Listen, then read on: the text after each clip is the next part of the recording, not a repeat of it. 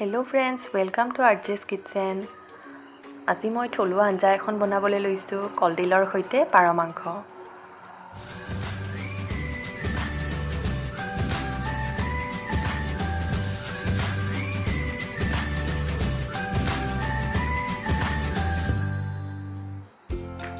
ইয়াৰ কাৰণে মই এটা কলডিল ল'ম আৰু কলডিলৰ ওপৰৰ পাতবোৰ এনেদৰে গুচাই ল'ম।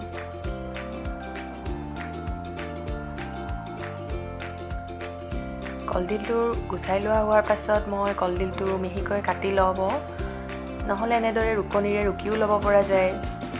যিমানেই মিহি হ'ব সিমানেই ভাল লাগে।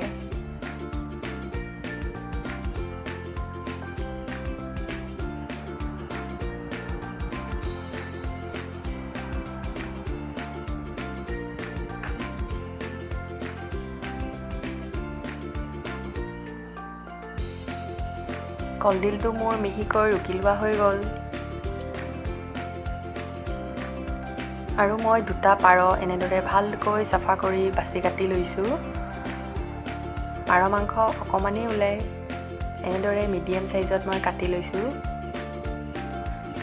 আৰু মছলাৰ ভিতৰত মই নিমখ, হালধি, জিৰা, ৰেড চিলি, মিট মছলা, মিহিকৈ কাটি লোৱা 3টা পিঁয়াজ, তেজপাত, জলকীয়া, মান ধনিয়া, আদা নহৰু আৰু জলকীয়া পেষ্ট অলপ লৈ ল'ম।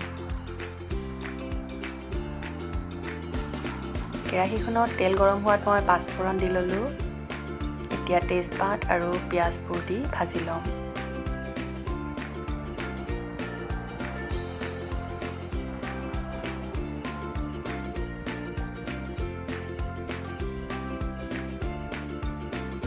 কলডিলৰ সৈতে পাৰ মাংস হয়তো বহুতেই খাইছে, আৰু যিসকলে বনাই খোৱা নাই এনেদৰে বনাই খাই চাব এবাৰ। পিঁয়াজখিনি অলপ ভজাৰ পাছত মই মছলাবোৰ দি ল'ম। হালধি, নিমখ, ৰেড চিলি, মিট মছলা আৰু জিৰা পাউডাৰ।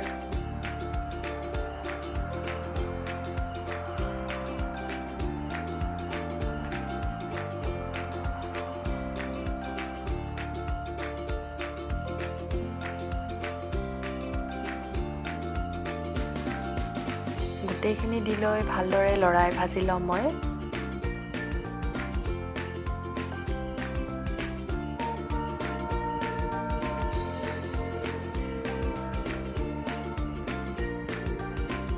এতিয়া আদা নহৰু জলকীয়া পেষ্টখিনি দি ল'ম আৰু অলপ ভাজি ল'ম।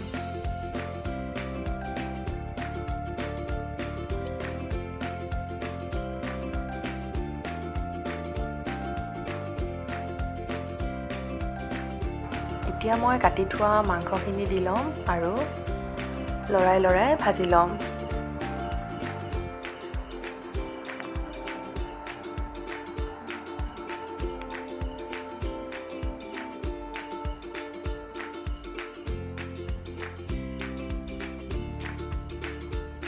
আলু ব্যৱহাৰ কৰিবও পাৰে, নকৰিলেও নাই।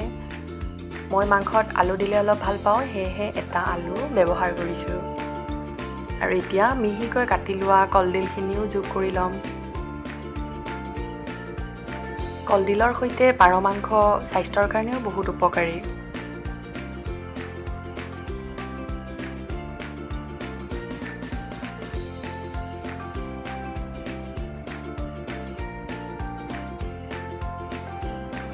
পাৰ মাংস টুকুৰাবোৰ সৰু যিহেতু খুব বেছি সময় ভাজিবও লগা নহয়। মোৰ এনেদৰে 7 মিনিটমান ভজাৰ পাছত ভজা হৈ গৈছে প্ৰায়।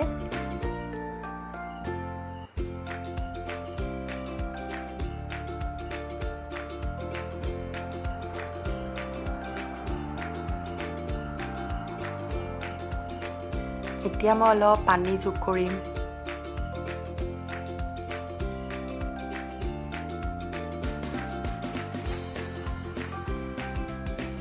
মই এনেদৰে থুপথুপীয়াকৈ ৰাখিম।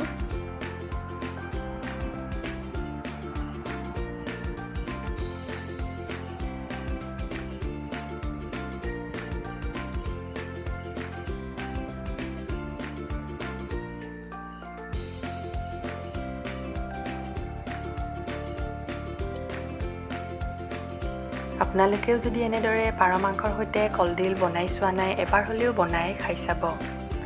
এতিয়া মই মান ধনিয়াখিনি দি ল'লোঁ।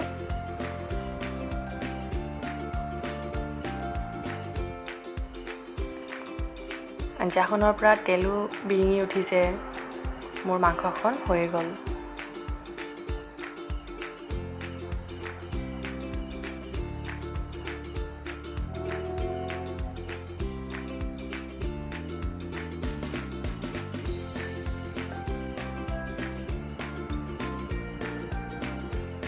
মোৰ মাংস ৰেডি হৈ গ'ল। খাবলৈও খুব সোৱাদ লগা হৈছিলে।